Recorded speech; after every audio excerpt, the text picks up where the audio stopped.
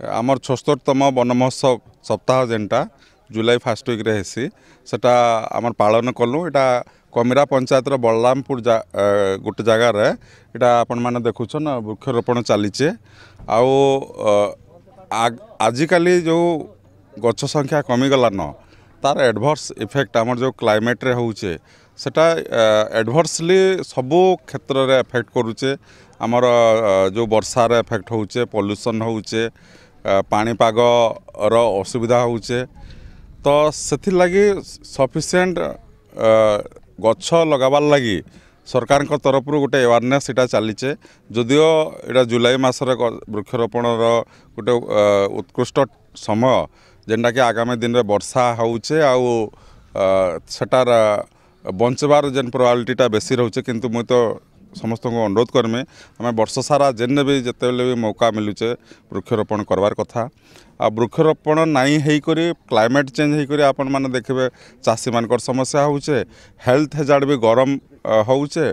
तापर जेन cyclic change हेसी वर्षा दिन, शीत दिन, खरा दिन से सबूर भी आग पछ होचे जेनटा कि डायरेक्टली आमर जो फसल उत्पादन कृषक मानकर उपरे तार समस्या रोचे। तो हेल्थ हाजार्ड आजिकल पॉल्यूशन जिते बढ़ीगला न श्वास रोग जनित बहुत रोग होचे। से तार लगे भी निहाती दरकार जे आमर क्लाइमेटा ठीक रहबार कथा, पॉल्यूशन नहीं होबार कथा। आगामी दिन में आहरी भी जेनटा इंडस्ट्रियलाइजेशन होचे, नुआ कल कारखाना सब सब हेबा से लगी गछ निश्चित भाव में कटा जेन होचे से क्षतिपूरण लगी से जगार आमको जेन गछ कटाला जिते अमाउंट कटाला तार नु बहुत संख्यार बहुत गुणार गछ लगवा निहाती दरकार। जुलाई मासर प्रथम सप्ताहटी आम वन महोत्सव पाली था सारा जिले में बर्तमान एटा पालन करा जाउची। आज ये बलरामपुर आज एमएलए को उपस्थिति रे पालन करा होची। तो आमर डिपार्टमेंट थ्रू विभिन्न प्रकार स्कीम रे 3 लाख चारा लगा जिवो।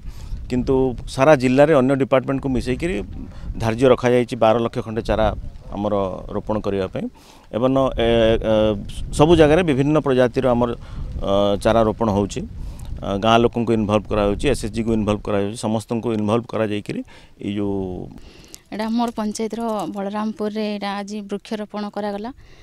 जहाँ भी हो बहुत खुशी लगुचे जे गछ होचे आमर जीवन, गछर लगी आम भलसे बंची पारमा। आज वृक्षरोपण करी आमको बहुत खुशी लगे। आर आमर पंचायत रू भी एप्रूव कराई जेनटा कि आमर चारा आंब गछ लगी लगा जीवार लगी समस्ते गछ लगावा उचित। कारण गछ नहीं थे वर्षा नहीं हुए, गछ जदि आम लगामा वर्षा भी हेबा, मरुड़ी नहीं हुए। आ प्रत्येक वर्ष गछ रोपण कार्यक्रम करा जाइसी। आंब, पणस, तापरे काजू आ लिंब, पिजुली गछ सब लगागला।